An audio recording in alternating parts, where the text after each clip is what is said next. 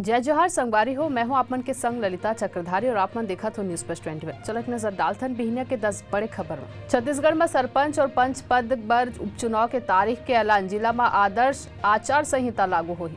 बिहार में रेप पीड़िता के केस में बड़े कार्रवाई। शिकायत वापस लेके धमकी दे वाले आरोपी के खिलाफ एफआईआर दर्ज करे गई।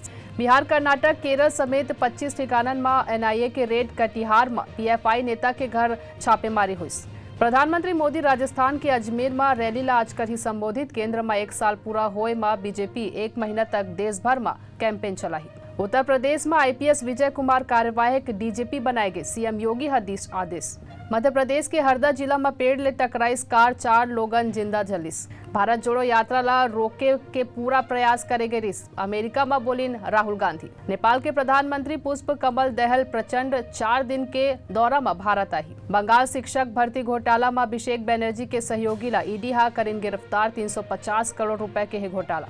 आज मणिपुर में अमित शाह के तीसरा दिन। इम्फाल में सुरक्षा समीक्षा के कर ही बैठक। ऐसा नहीं तमाम बड़ी जानकारी ले लगातार अपडेट रहे पर देखा तो न्यूज प्लस 21 आप मन के हक के बात।